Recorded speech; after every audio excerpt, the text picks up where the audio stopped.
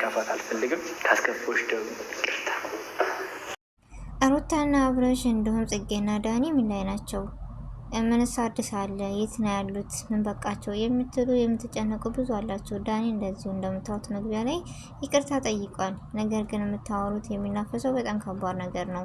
በመጀመሪያ አሰላሙ አለይኩም ወራህመቱላሂ ወበረካቱ። ውድና የተከበራችሁ ወደ ነፍሳ ዩቲዩብ ቤተሰቦች እንዴት ናችሁ? ዲ ሰላም ናቸው? ከኔ ጋር አልሐምዱሊላህ። እንዲሁም ክርስቲያን እህት ወንድሞቼ ሰላም ብያለሁ። በያለንበት የዓለም ዳርቻ ሰላማችን ይብዛ። አላህ ሀገራችንን ሰላሟን፣ አንድነቷን፣ መተሳሰብ፣ መከባበርን አላህ ይመልስልን። ሁላችንም በዱዓ በጸሎት እንበርታ። የሀገራችን ሰላም ሀገራችን እኔ እንጃ በጣም ከባድ ነውና ሁላችንም እስኪ በቻልነው አቅም ዱዓ እናድርግ።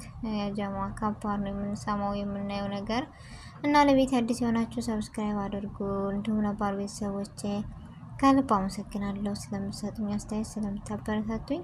ያው ዛሬ በድጋሚ ይዤላችሁ የመጣሁት አብርሽና ሩታ እንደምናውቃቸው ጥሩ ጥንዶች፣ ጥሩ በቃ እንጃ በኦዲየንሶች ተወዳጆች መልካም ልጆች ናቸው። ነገር ግን ይህን ሰሞን የሚፈጠረው ነገር ምንድን ነው? እኔ ድራማ ነው ወይም ፕራንክ ነው እያልኩ ነበረ። ነገር ግን ኦን ሳይሆን አይቀርም። ብቻ አላውቅም።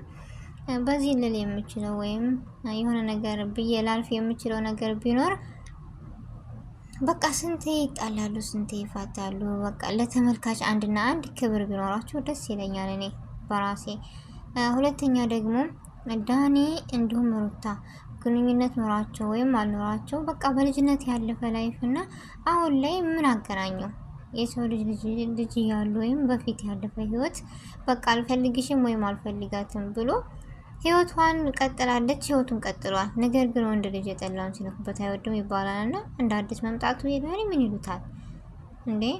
ህይወቷን ባይበጠብጥባት እውነትም ከሆነ ማለት ፕራንክ ከሆነ እኔ እንደ ፕራንክ ነው የምቆጥረው። ግን ፕራንክ ከሆነ ጠይብ ላኪን እውነታ ከሆነ ራሱ አስፈላጊ አይደለም። ምክንያቱም እሱም የራሱን ህይወት እየመራ ነው፣ እሷም የራሷን ህይወት እየመራች ነው። እዚህ ጋር መጥቶ ከሚበጠብጥ ምናምን ከዛ ደግሞ ዛሬ ባለፈው እንደምታዩት ዳኒና ጽጌ ተጣልተው ሩታና አብርሽ ነበሩ ከጎናቸው የሆኑት። ነገር ግን ዛሬ ምን ላይ ተፈጠረ ወይስ ምን ተካሄደ? ዳኒም ከጽጌ ጋር ተጣላ፣ ሩታና አብርሽም እንደምታዩት። ስለዚህ ከዝምታ አንዳንዴ እያወቅን ዝም ብንል ደስ ይለኛል። ዝምታ ብዙ ነገር ነው፣ ብዙ መልስ ነው፣ ብዙ ነገሮችን በቃ በዝምታ ላይ ብዙ ነገሮችን እናገኛለን። አውቀን እንዳላወቅን አይተን እንዳላየን ሆነ ማለፍ በጣም ትልቅ ነገር ነው። ጅልነት ሳይሆን ትልቅ ነገር ወይም ብልህነት ነው። አንዳንድ ጊዜ ግን አይመስለንም። ያወቅነው መናገር፣ እልክ፣ እንደዚህ ነገሮች ይገላሉ። ስለዚህ ወንድም ሆነ ሴት ጽጌም ሆነች ሩታ በቃ የማይሳሳት የለም። ተሳሳቱ። ላኪን ለምን እንደዚህ ይሆናል የሚለው እኔ ግራ ገብቶኛል። እኔ እንጃ ብቻ ሁላችንም ሴቶች ነን ወይም ወንድምም እንደ ወንድ ልጅም እንደ እህት ወይም እንደ እናት፣ ሴትም ልጅ እንደ ወንድም እንደ አባት ብንታይ ብንከባበር የት በደረስን። እና እኔ ትልቁ ጥፋት እዚህ ጋር ዳኒ ነው የምለው።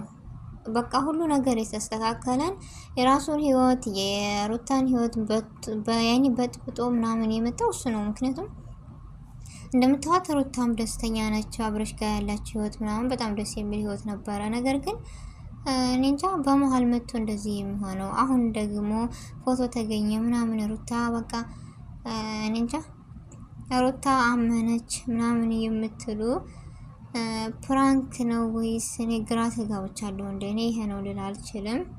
ምክንያቱም ዩቲዩበሮች እንደምናያቸው ከባድ ነው። እውነት ነው ያልነው ፕራንክ ይሆናል፣ ፕራንክ ነው ያልነው እውነት ይሆናል። እና እውነትም ሆነ አልሆነ አንድና አንድ ዳኒ ጥፋተኛ ነው። የራሱን ህይወት እየመራ ነው። የራሷን ህይወት ቢተዋት ብመራ ደስተኛ ነኝ። እና ለምን እንደዚህ ይሆናል? እንዲሁም ደግሞ አብረሽ ሩታን የፊቷን ህይወት ሳይሆን ባገኘሃት ታይም ላይ ወይም አሁን ሩታ ያንተ ስለሆነች በአሁን ሰዓት ባለው ነው እንጂ የፊትን ህይወት አምነህ ተቀብለህ እንደዚህ መሆን የለብህም። ምክንያቱም ሩታን በፊት ሳይሆን አሁን ነው ያወካት። ካወካት ሰዓትና ጀምሮ የራሴ ብለህ የወደፊት ሚስቴ ብለህ ይዛታል። ካሁን በኋላ ያለውን ነገር እንጂ የበፊት ያለፈን ህይወት አንስተህ እንደዚህ ህይወት መበጥበጥ አስፈላጊ አይደለም። ምክንያቱም ህይወት ይቀጥላል። ካሁን በኋላ ያለውን አምሮባችሁ ተደስታችሁ እንድትቀጥሉ እንጂ እንድትበጣበጡ ወይም ችግር ውስጥ እንድትገቡ ሳይሆን እሷ እንደዚህ ስትልህ ማመን መቻል ነበረብህ። ምክንያቱም የሰው ልጅ አይደለም አመታቶችን አስቆጠራቸው በአንድ ቀን እንኳን የሰው ልጅ ንግግሩ ምናምን ይለያል። ስለዚህ እሷ እንደዛ እያለችህ ማመን ነበረብህ። ያለፈ ህይወትም ቢሆንም በቃ ችሎ ማለፍ አለ አይደለም፣ ያደርሳል ሁሉን ነገር በአይነት በራስህ ሲመጣና የዛን ሰዓት ቢሆን ደስ ይለኛል።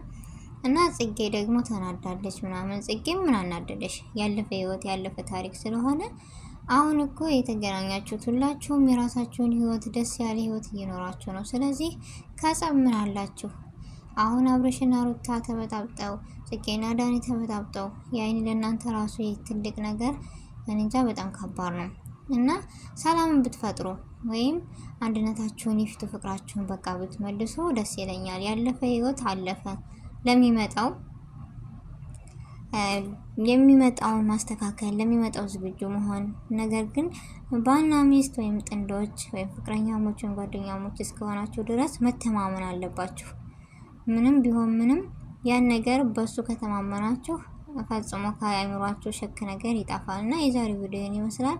ሰላም አለይኩም ወራህመቱላሂ ወበረካቱ። ወደ ቤተሰቦች